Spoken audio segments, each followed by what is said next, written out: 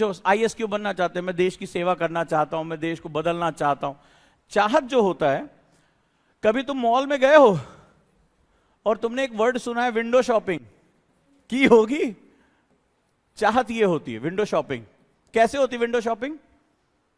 Mall क्या होते हैं, गए खिड़की पे पुतला लगाओ, बड़ा सुंदर सा कोट है, बड़ा सुंदर से जूते हैं, प्रोडक्ट है, बाइक है, कुछ भी है, बड़ी हसरत से उसे देख के सोच के बड़ी देर तक काश ये मिल जाए, उसके बाद वहां से निकल लेते हैं।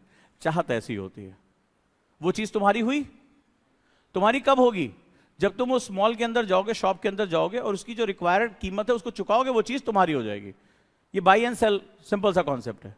और कई बार आप लोगों ने विंडो शॉपिंग की होगी, बड़ी हसरत भरी, किसी मान लो सोने का कोई नेकलेस है, कुछ भी है, बड़ी हसरत से कपड़े हैं, मोबाइल है, लैपटॉप है, बाइक है, कार है। ऐसा नहीं कि आपकी जिंदगी में ये क्षण नहीं आए होंगे, आपने उसको बड़ी हसरत से देखा होगा, फिर धीरे से आपकी नजर प्राइस पे गई होगी, यार आईएएस बनने के बाद ये पक्का ले लूंगा। आपने कितनी बार ये वादा किया होगा, या मम्मी पापा को दिला दूंगा, ये आपने वादा किया होगा।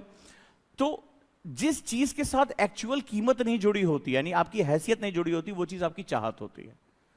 तो एक्चुअली में जो 100% स्टूडेंट आता है यहां पे, वो अपनी चाहत के साथ आता है। और वो क्या वर्ड यूज करता है कि सर मेरा सपना है, इसको क्या बोलता है वो? सपना है आईएएस बनने का। बुरा मत मानना, लेकिन मैंने अभी तक सबके मुंह से सुना है, सर मेरा सपना है आईएएस बनने का। क्या करना चाहते हो? आईएएस बनने का सपना है। सपना, लेकिन ये सपना नहीं, उसकी चाहत है। क्या है? उसकी विश है। लाइफ में विश और डिमांड का कॉन्सेप्ट अगर आज तुम मेरी क्लास से समझ गए तो लाइफ में कभी भटकोगे नहीं, कभी धोखा नहीं खाओगे। जितने लोग मुझे सुन रहे हैं, विश और डिमांड का अंतर आप समझ लो, यानी चाहत और मांग। डिमांड क्या होती है? एक्चुअल होती है। अब आज अगर तुम ये कॉन्सेप्ट समझ गए तो गुरुकुल तुम्हें जो तकलीफ देने जा रहा है तुम्हारी हैबिट्स पे, वो तुम समझ जाओगे, उसके लिए मेंटली प्रिपेयर हो जाओगे। और मैं चाहता हूं कि मेरा हर स्टूडेंट मेंटली प्रिपेयर हो जाए। वो लोग जो अभी छुट्टियां काट के आ रहे हैं, वो आखिरी छुट्टियां अपनी मना लें। ये क्लास पूरी भरी हुई है, वो आज छुट्टियां मना लें पहले, उसके बाद इनको तो संडे भी नहीं मिलने वाला है। तो आप ये समझो कि क्या है। एक छोटा सा एग्जाम्पल लेता हूं। आज आपके पास मान लो 800 रुपए हैं, समझना इसको, ठीक है? या चलो आज आपकी चाहत है कि एक बड़ा अच्छा दिन आपको बिताना है, और सिंपल क्या है कि आपको चाहते हैं कि आप एक अच्छी सी टी शर्ट आज खरीदें, मन कर रहा है। आज अभी गदर लॉन्च हो गई है तो मूवी भी देख लें, बर्थडे पार्टी में भी चले जाएं। मान लो कोई मनचाही एक बुक भी खरीद ले, ये आपकी चाहत है। देखो चाहतों का कोई अंत नहीं होता है। तो अगर ये सब हो जाए तो आपका दिन क्या है? बहुत अच्छा है, बहुत मजे आने वाले हैं। ये दिन कितना अच्छा होगा, देखो आप मूवी भी देख लोगे, अपने लिए नए कपड़े भी खरीद लोगे, बर्थडे पार्टी में भी चले जाओगे, बुक भी खरीद लोगे, XYZ सारा काम आपका हो जाएगा रन। ठीक है, ये आपकी क्या है? विश है। टी शर्ट मान लो 400 रुपए की है। अब समझते जाना, मूवी टिकट मैंने कई सालों से देखा नहीं, तो अभी आप लोग बताओ कितने की चल रही होगी? 600-700, चलो ज्यादा हो गई, 200 मान लें, ठीक है चलो 200 मान लें। बर्थडे में गए, मान लो गिफ्ट विफ्ट लेना है तो ज्यादा कोई देता वेता नहीं है, 100 रुपए मान लो दे दिया, ठीक है, डिपेंड का खाने का कितना मिल रहा है। और बुक मान लो 100 रुपए की है। तो मुझे ये अपना दिन अच्छा बनाने के लिए मुझे कितने रुपए चाहिए? 600, 700, 800, 800 हो गया। मुझे 800 रुपए अगर मेरी जेब में होंगे तो मेरी सारी विशेष पूरी हो जाएगी और मेरा दिन बहुत हैप्पी हो जाएगा, मैं खुश रहूंगा। आपने जेब में हाथ डाला, जेब में जैसे ही हाथ डाला आपने देखा कि आपके पास केवल ले दे के 400 रुपए हैं। क्या आप सारी इच्छाओं को पूरी कर पाएंगे? अब आप क्या करेंगे? चुनेंगे। टी शर्ट जरूरी है, चुनेंगे। फट गई है शर्ट वर्ट तो मुझे टी शर्ट चाहिए। मान लो है काम चल जाएगा, अगले महीने 2 महीने बाद ले लेंगे। तो आपको लग रहा है मूवी देखना जरूरी, सारे दोस्त जा रहे हैं तो आप इसको चुन लेंगे। तो आप इस तरह से अपने चुनाव करेंगे, लेकिन आपकी सारी इच्छाएं पूरी नहीं होंगी। मान लो आपके पास 200 ही रुपए हैं, 200 रुपए हैं। मेरी कहानी समझते जा रहे हो, लिखते जा रहे हो? अगर 200 रुपए है, अब आपकी इच्छाएं और कम पूरी होंगी। अब या तो आप मूवी देख पाएंगे, या बर्थडे गिफ्ट ले पाएंगे, और जो है वो आप बुक ले पाएंगे। बस आप बहुत कम इच्छाएं पूरी कर पाएंगे। अगर ये और कम हो गई तो क्या होगा? अब आप बिल्कुल नब से न्यूनतम वाली इच्छा पूरी कर पाएंगे। क्लियर है? एग्जाम्पल के तौर पे ले रहा हूं। तो आपकी चाहत थी कि मुझे ये सब कुछ मिल जाए तो मेरा दिन बहुत हैप्पी हैप्पी हो जाएगा, लाइफ एक मीनिंगफुल हो जाएगी। बट ये सब कुछ किस पे डिपेंड कर रहा है? How much money do you have in your pocket, in your pocket, not your family asset. तुम्हारी पॉकेट में कितना है? अब इसको ऐसे समझो कि ये जो रुपए हैं ये तुम्हारी एबिलिटीज हैं। समझ रहे हो? ये रुपए कुछ और नहीं, तुम्हारी एबिलिटीज हैं।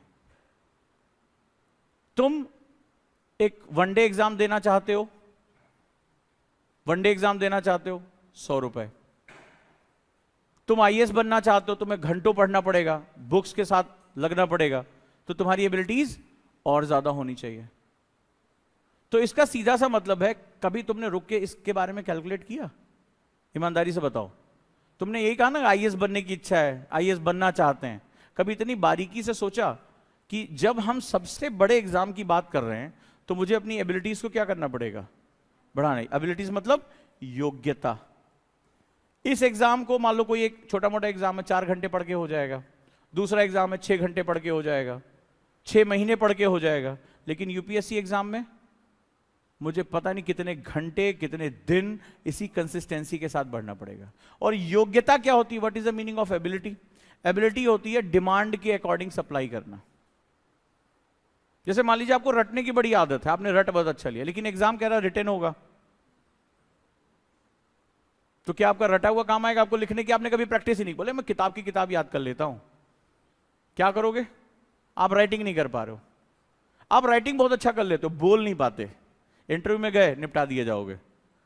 पता चला आपसे एक्सप्लेनेटरी बहुत अच्छे हो रहे हैं, बहुत अच्छा लिखते, लेकिन जैसे ऑब्जेक्टिव की बात आ रही है आपका दिमाग सटक जाता है, अब खत्म हो जाएगा। तो एबिलिटी होती है जिस युद्ध में आप उतर रहे हो उस युद्ध की कलाओं के बारे में जानना। और हम इसको कैसे कहते हैं? हम सोचते हैं 10 घंटे पढ़ लिया तो हम आईएएस बन जाएंगे। कई बच्चे मेरे से पूछते हैं सर आईएएस के लिए कितना घंटा पढ़ना होगा? बट सवाल यह है कि उन घंटों में तुम्हें करना क्या होगा? मेरे क्वेश्चन को जरा ध्यान से सुनना और लिख लेना इसको। हम लोग ये पूछते हैं ना, पूरा इंटरनेट भरा पड़ा है कि 8 घंटे पढ़े कि सर 10 घंटे पढ़े। ऐसे होता है ना, कितने घंटे पढ़ना पड़ता है? बड़े ध्यान से जो लोग ये क्वेश्चन पूछते हैं सुने। सवाल ये नहीं है कितने घंटे पढ़ना है, सवाल ये है कि उस एग्जाम के लिए मुझे जो भी योग्यता चाहिए, वो चाहे 10 घंटे में आए, 20 घंटे में आए, मुझे 24 घंटे हो, मुझे कोई लेना देना नहीं, मुझे वो एबिलिटीज क्रिएट करनी है। क्योंकि ये क्या है? डिमांड सप्लाई है। ये डिमांड सप्लाई है। क्यों? क्योंकि मैंने अभी आपसे क्या कहा? पहले तुम्हें जानना पड़ेगा, जूते के लिए जूते की दुकान पे जाना पड़ेगा। परचून की दुकान पे जाओगे तो जूता पहनोगे नहीं, जूता खाओगे, वो वाला हिसाब किताब हो गया। तो गलत जगह नहीं जाना है, यानी करियर बर्बाद नहीं करना है। तो पहले तो ये पता होना चाहिए। तो जब आपको पता होना चाहिए तो आप क्या कहते हो कि सर मुझे 10 घंटा पढ़े या 12 घंटा पढ़े? नहीं, हमें एबिलिटीज जनरेट करनी होगी। तो गुरुकुल कुछ और नहीं है, एबिलिटीज को जनरेट करने का नाम है। तुम 10 घंटे में करो, तुम्हें जरूरत है तो तुम 15 घंटे करो, तुम्हें 16 घंटे करो, इट डजंट मैटर। तो आज के बाद अपने दिमाग से ये निकाल देना, टास्क क्या होना चाहिए? मुझे वो एबिलिटी जनरेट करनी है। ठीक है, ये एबिलिटी हमें जनरेट करनी है।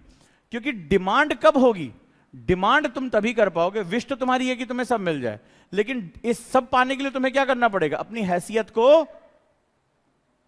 यहां तक बढ़ाना पड़ेगा कि नहीं बढ़ाना पड़ेगा? अपनी एबिलिटी को। और जब तुम्हारी एबिलिटी यहां तक हो जाएगी तब तुम समझ लेना तुम सारी चीजों को परचेज कर सकते हो। और जिस चीज को तुम परचेज कर सकते हो वही चीज तुम्हारी है, नहीं तो वो शोरूम में। वही चीज तुम्हारी है, तुम उसको अपने घर लेकर आ सकते हो। तो अगर तुमने आईएएस बनने का सपना देखा है तो आईएएस बनने के सपने में तुम्हें अपनी कैपेबिलिटीज को बढ़ाना होगा, और ये सबके लिए अलग होगी। यानी ये यात्रा कैसी है? इंडिविजुअल है। आपकी कैपेबिलिटी अलग है, आपकी कैपेबिलिटी अलग है। हो सकता है आप साइंस में अच्छे, हो सकता है आप ह्यूमैनिटीज में अच्छे, कोई राइटिंग में अच्छा है, कोई बोलने में अच्छा है। तो आपको कैपेबिलिटीज को हर तरीके से बढ़ाना होगा। अब समझ में आया डिमांड और सप्लाई का क्या है? विश और डिमांड। तो ज्यादातर लोग जो हैं, तुम कहीं भी चले जाओ, मुखर्जी नगर, करोल बाग, पीछे सर पे हाथ रख के, यार भाई को आईएएस बनना है, आग लगी पड़ी अंदर, आईएएस बनना है। क्या है? चाहत है। आग इतनी लगी पड़ी है कि अल्कोहल अंदर डालना शुरू कर देते हैं आग को भड़काने के लिए। समझ ही गए होगे मैं क्या कहना चाह रहा हूं। यह स्थिति हो जाती है। तो आपको उस एबिलिटी पे फोकस करना होगा कि मुझे कैसे अपनी योग्यता बढ़ानी है। और ये योग्यता बढ़ गई, मेरी कैपेबिलिटी हो गई, ये सपना मेरा है। तो चाहत से अब आपको आज से निकलना है, आपको एक्चुअल बैकग्राउंड पे काम करना। अब सवाल ये है, ये एबिलिटी क्या है?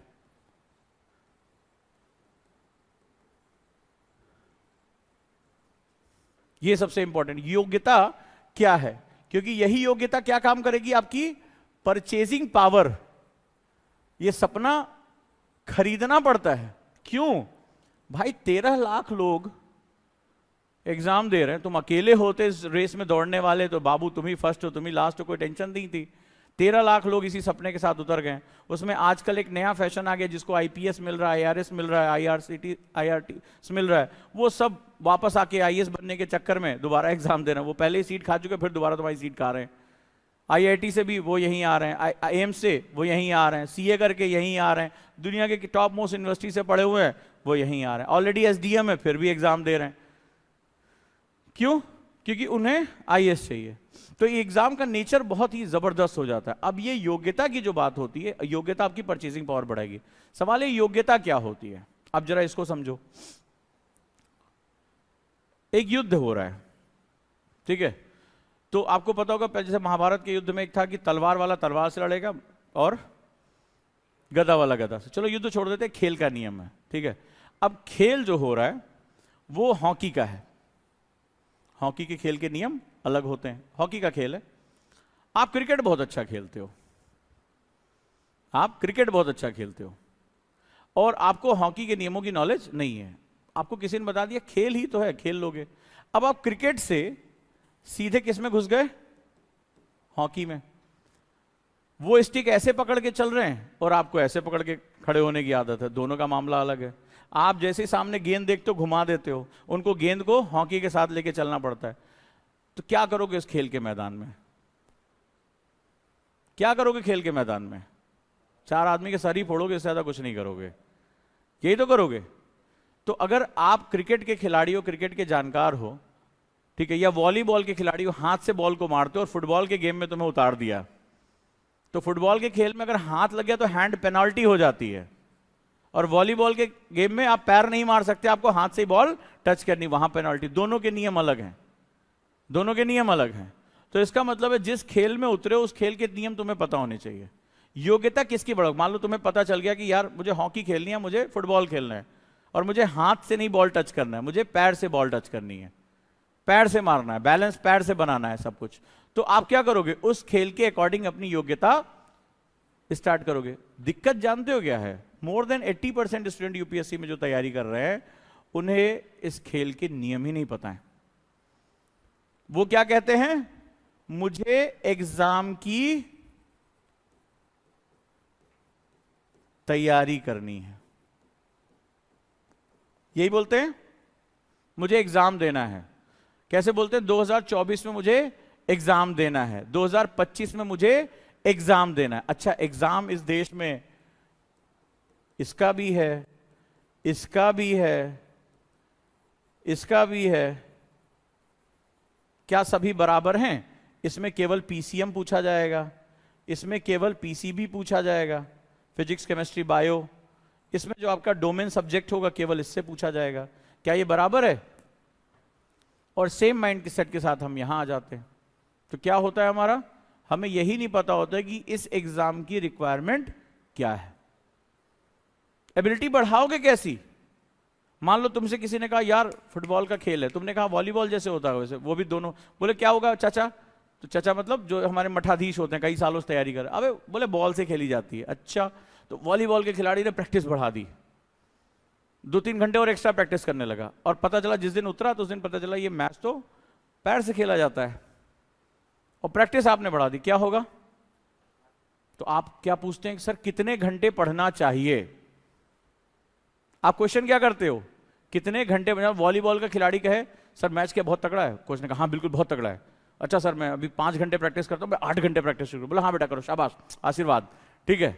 और बेटे ने क्या किया? 8 घंटे प्रैक्टिस करना शुरू कर दिया। लेकिन प्रैक्टिस कर किस चीज की रहा है वो? वॉलीबॉल की। और मैच कौन सा है? जीत जाएगा? मेहनत उसको जिता देगी। कहते हैं ना हार्ड वर्क का कोई भी सब्स्टिट्यूट नहीं होता है। कर लिया हार्ड वर्क। तो जो आप ये क्वेश्चन पूछते हो कि सर कितने घंटे पढ़ें। क्वेश्चन पहले ये पूछो किस एग्जाम के लिए पढ़ें। मैं क्या अपने इस एग्जाम का नेचर समझता हूं? मुझे एग्जाम का नेचर पता है, स्टेप्स पता है? क्या ये ग्रेजुएशन का पेपर है कि पिछले 10 साल के क्वेश्चन लगा लिए, कुंजी पढ़ ली, बी कॉपी सी कॉपी भर दी तो पास तो हो ही जाओगे? क्या ये किसी खास डोमेन का एग्जाम है? नहीं। करंट अफेयर्स की कोई था नहीं है, कहां से क्या चीज आएगी। जनरल स्टडीज की कोई था नहीं, कहां से कहां तक जाएगा। तो इसका कोई डोमेन सब्जेक्ट है? नहीं। तो आप अगर ये कहते हो कि हार्ड वर्क करेंगे, सपनों में जान रखेंगे, ये सब बातें तुमने बहुत सुनी होगी मोटिवेशन इंडस्ट्री में। दिल लगा के पढ़ो, फौलाद पिघला दो, ये सब तुमने बहुत कहानियां सुनी होंगी। सपनों में अगर जान है तो ऊंची ये उड़ान है, इस तरह की बहुत शायरियां भी सुनी होंगी तुमने। बट एक्चुअली में ये रियलिटी पे काम नहीं करता। रियलिटी में काम आता है सिर्फ और सिर्फ आपकी ग्राउंड लेवल स्ट्रैटेजी।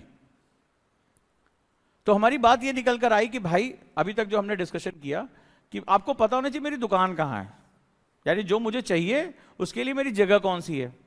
दूसरा, आपको यह पता होना चाहिए कि चाहत किसे कहते हैं और डिमांड किसे कहते हैं। डिमांड के लिए मुझे क्या करना पड़ेगा? अपनी योग्यता बढ़ानी पड़ेगी, मुझे अपनी योग्यता उसके हिसाब से रखनी पड़ेगी। अगर मुझे चाहिए कि मेरा पूरा सपना पूरा हो तो मुझे उसी हिसाब से आउटपुट देना पड़ेगा। अब तुम्हारे उस दौरान क्या होगा? मान लो इस समय तुम्हें शादी ब्याह में जाने की बड़ी आदत है, यारी दोस्ती है, रिलेशनशिप में हो, ठीक है, बहुत सोशलाइट हो, सोशल मीडिया पे भी हर 15 मिनट में अपनी फोटो अपलोड करते हो। तो अब तुम ये सारी चीजें चाह रहे हो और तुम्हारा जो लक्ष्य है वो तुमसे कह रहा है कि नहीं, मुझे केवल और केवल यही एफर्ट चाहिए। तो तुम्हें वो सब क्या करना पड़ेगा? छोड़ना पड़ेगा, क्योंकि मुझे अपनी एबिलिटी बढ़ाने के लिए अपना कॉन्सेंट्रेशन चाहिए। फिर तीसरी जो बात हुई इंपॉर्टेंट, वो है एबिलिटी किसके लिए। पहले इस एग्जाम का नेचर तो समझो, ये है क्या। क्योंकि एबिलिटी पता चला तुमने पुराने काम में बोला अच्छा रुको 12 घंटे पढ़ लेते हैं, आईएएस बन जाएंगे। कहीं इंटरव्यू में पढ़ लिया था, वो टॉपर था, वो 12 घंटे पढ़ता था। लेकिन सवाल है कि 12 घंटे पढ़ने वालों की कमी पड़ी है? पढ़े हुए, लेकिन सिलेक्शन क्यों नहीं हो रहा है? क्योंकि वो 12 घंटे में क्या पढ़ना है, एबिलिटी किस चीज के लिए निकालनी है, इसके बारे में वो सोच नहीं रहे। इतनी फोटोज में सिर्फ बहुत से ऐसे स्टूडेंट हैं जो सेकंड डिविजनर हैं। इनके माँ बाप को भी इनसे उम्मीद नहीं थी कि ये कभी जिंदगी में सक्सेस होंगे, जिन्होंने पैदा किया। लेकिन इन्होंने वो लाइन ड्रॉ कर दी। क्यों? क्योंकि उन्होंने इस एग्जाम की रिक्वायरमेंट को समझ लिया कि मुझे कैसे इसको क्रैक करना है। और बहुत से स्टूडेंट मेरे पास आते हैं गाइडेंस लेने के लिए, जिनको लगता है कि डे वन अरे भाई ये तोप हैं, लेकिन धीरे धीरे पता चलता है कि यहां तोपें फिस हो जाती हैं, काम ही नहीं चलता है। तो एबिलिटी जो बढ़ाने के लिए अब अगली जो चीज है कि मुझे नेचर ऑफ द एग्जाम पता होना चाहिए। एबिलिटी बढ़ेगी किसकी? नेचर ऑफ एग्जाम से। बड़ा जरूरी है नेचर ऑफ एग्जाम। नहीं पता यूपीएससी का नेचर, आप लोगों को पता ही नहीं एक्चुअली में। कितने लोगों ने बताया कि यूपीएससी में बहुत प्रतिभाशाली बच्चे ही सेलेक्ट होते हैं? बताया जरूर होगा, ईमानदारी से सुन लो। हर किसी के बस का नहीं, गोल्ड मेडलिस्ट हो, पढ़ने में बहुत तेज हो तभी आईएएस बन सकते। किसने सुना है ये? किसने सुना है कि भाई गांव देहात का बच्चा जल्दी सेलेक्ट नहीं होता? ठीक है, तुम्हारे बस का नहीं, ये तो डायलॉग तुम्हें पक्का दो। आईएएस का सपना बेकार में देख रहे हो, कोई छोटी मोटी पहले नौकरी पकड़ लो। लड़कियों के लिए बोला गया होगा बीएड कर लो, टीचर बन जाओ, ठीक है। लड़कों के लिए बोला गया होगा एलडीसी पकड़ लो, एक सरकारी नौकरी नहीं होगी तो शादी नहीं होगी, माँ बाबूजी का खर्चा कब तक। ये सब कहानियां तो आपको बताई गई होंगी, ठीक है। तो ये आपने भी सुन रखी होंगी और आपको सुनाने वालों ने भी ये सालों से पीढ़ियों को सुनाते चले आ रहे हैं। तो नेचर ऑफ एग्जाम बड़ा जरूरी। अब नेचर ऑफ एग्जाम क्या होता है? जैसे मान लो आप एक बहुत अच्छे तलवारबाज हो, बहुत अच्छी तलवार चलाते हो, तो आपसे बोला प्रतियोगिता में भाग लेना, आपका खून तुरंत फड़फड़ाने लगता है, बाहर आने लगता है। बोले हाँ बिल्कुल मैं पहुंच रहा हूं। मैं तलवारें घुमाते हुए दोनों हाथों से एकदम चले। आपकी प्रतिभा में कोई कमी नहीं है। अब जरा सुनो होता क्या है। अब जब पहुंचे आप उस सभा में तो संगीत की प्रतियोगिता हो रही थी। संगीत की प्रतियोगिता हो रही थी, वहां राग मल्हारी, राग दरबारी, वो बड़े बड़े स्वर उठ रहे हैं। अब आप अगर उसमें अपनी तलवार चलाओगे तो जहां से स्वर निकल रहा है तुम वो स्रोत ही बंद कर दोगे। सेम चीज हम यहां करते हैं, बुरा मत मानना, लेकिन सेम हमारी जर्नी। हम एक्चुअली इतना हमें ब्लाइंड कर दिया जाता है कि जब तक तुम यात्रा के बारे में जानोगे नहीं तब तक यात्रा तुम करोगे ही नहीं। हमें बताया नहीं जाता lecture 1 we are going for the history, अच्छा ज्योग्राफी धड़ाधड़ धड़ाधड़ नोट्स, बंडल, पीडीएफ, पता नहीं क्या क्या। लेकिन क्यों? मैं अपने आप को कैसे प्लान करूं? और बच्चा भी सोचता है हाँ मास्टर साहब बहुत बढ़िया पढ़ा रहे हैं, यही पढ़ाएं, यही एग्जाम दे, खत्म करें यार, छुट्टी, हमने तो फीस दे दी है। बच्चा भी सपने देखने लगता है कि ये जो फोटोज टंगी हैं इसी में हमारी भी एक और टंग जाएगी, संस्थान टांग ही देगा। लेकिन ये तुम्हारी लड़ाई है, तुम ये क्यों भूल जा रहे हो? इंडिविजुअल हो तुम, ये तुम्हें लड़ना है, ये सारा प्रेशर तुम्हें डील करना है। तो ये मोटिवेशन नहीं, एक्चुअल जो है, फैक्चुअल जो चीज है उसको जानने की कोशिश करो। तो नेचर ऑफ एग्जाम में तुम तलवारबाज अच्छे हो, लेकिन मामला संगीत का चल रहा है, तो फिर वहां तुम जाके डिजास्टर करो। थोड़ी देर बाद भगदड़ मच जाएगी वहां पे जब तलवार चलाना शुरू कर दोगे। तो एक्चुअली में हम यही करते हैं, क्योंकि हम ये अलग अलग बैकग्राउंड से आए हैं। मान लीजिए आप में से कोई ऐसे बैकग्राउंड से है जिसको बताया गया कि BCD कॉपी भर दिया, कुछ भी लिख के भर दिया, क्वेश्चन ही 4 बार लिख दिए तो पास हो जाओगे। किसने किसने कहानी सुनी है? मास्टर साहब के यहां झोला लेके सब्जी लेके जाओगे, या कुंजी आती है, एक की मिलती है, हर यूनिवर्सिटी के पीछे छोटी छोटी किताब की दुकानें होती हैं, वहां पे खूब बिकती है, जिसमें बेचने वाला कहता है लाल किताब गारंटी, पास होने गारंटी। या आजकल तो और ऑर्गेनाइज हो गया, पर्ची वर्ची भी अब आजकल इंस्टीट्यूशनल वे में बनने लगी है, होता है। अब आप ऐसे किसी कल्चर से निकल कर आ रहे हो, सब लोग नहीं है लेकिन ऐसे कल्चर से निकल कर आ रहे हो, और अचानक से आपने कहा अरे मुझे IAS बनना है, चले आए, घुस है, क्या करना होगा, किसी ने बताया फलनवा कोचिंग में चले जाओ, हो जाएगा अपना, तो चले आए। लेकिन आप नहीं जानते कि इस एग्जाम में आपका नेचर क्या है। आप इस इंडिविजुअल लड़ाई में अकेले हो। बस जिसको ये राज समझ में आ गया कि मैं इस लड़ाई के योग्य हूं या नहीं हूं, पहले तो हमें यह पता करना होगा। और अगर मैं योग्य नहीं हूं तो मुझे अपनी योग्यता यानी एलिजिबिलिटी कैसे बढ़ानी है, अपनी एबिलिटी कैसे बढ़ानी है। अगर मुझे ये इस पे काम कर लिया तो सिलेक्शन बहुत आसान है, क्योंकि एक्चुअली में तुम्हें ऐसा लग रहा है कि 13 लाख लोगों से कंपटीशन है, लेकिन अगर तुम मेरी अभी तक की क्लास सुन चुके होगे तुम्हें पता चल गया होगा कि 80% लोग इस एग्जाम के बारे में जानते ही नहीं है। वो एक अलग ही खुमारी में है, एक अलग वो सपना देख रहे हैं कि वो IAS बनना चाहते हैं। और सिर्फ 20% लोग ऐसे हैं जिन्हें इस प्रोसेस के बारे में शायद पता है, और 10% लोग ही उस पर काम कर पा रहे हैं। और लिटरली अगर तुम देखोगे 5 से 7% लोग हैं जो इस प्रोसेस को फॉलो करते हैं। तो तुम्हारा कंपटीशन इतने लोगों से नहीं है, तुम्हारा कंपटीशन एक्चुअली में जो लड़ाई है वो केवल 5 से 7% लोगों की है। अगर तुम एक प्रक्रिया को फॉलो करते हो तो कंपटीशन है ही नहीं है इसमें, लेकिन वो स्टेप्स तुम्हें फॉलो करने पड़ेंगे। और इस दौरान तुम्हारी जो कमियां हैं वो तुम्हें अपने मेंटर्स को बताना पड़ेगा। इसीलिए हमने टीचर्स प्लस मेंटर्स का कॉन्सेप्ट रखा, क्योंकि टीचर ने अपनी बात कह दी, टीचर कम्युनिकेशन करता है, स्टूडेंट टीचर से कम्युनिकेशन नहीं कर पाता। हमने कम्युनिकेशन को बाय डायरेक्शनल रखा। तो हमने एक डायरी दी है, सबके पास आ गई है। ये डायरी अगर नहीं मिली मुझे तो तुम्हारे लिए डिजास्टर होगा। इसके बिना तुम यहां घुस नहीं सकते, क्योंकि ये सबसे बड़ा मेरा कम्युनिकेशन मॉड्यूल है। तुम्हारी सुबह आंख खुलने के बाद तुम सबसे पहले मेरे मॉड्यूल में हो, और मेंटर्स के साथ आपको बात करनी है। ये डायरी डेली चेक होती है, इसकी रिपोर्ट मेरे पास बन के आती है, फिर मैं उसको बुलाता हूं बात करने के लिए। क्योंकि आप यहां पहला माइंडसेट गुरुकुल में तय कर लीजिए कि आप यहां अपना दिमाग खोलने के लिए आए हैं, आप यहां खुद को बदलने के लिए आए हैं। Success is equal to selective habits. Selective habits, selective मतलब जिसको हम कॉन्शियसली चुनते हैं। और जब हम किसी चीज को कॉन्शियसली चुनते हैं तो हम उसके साथ क्यों, कैसे, कहां, कब की बात करते हैं। जब आप कॉन्शियसली जूता खरीदने जाते हैं तो उससे पहले कई सवाल पूछते हैं, यही जूता क्यों। मान लो आपने एड़ी वाला जूता बढ़िया सा ले लिया और आपको खेलना फुटबॉल है, जूता आपको चाहिए था क्रिकेट और फुटबॉल के लिए, और जूता आपने ले लिया हील वाला,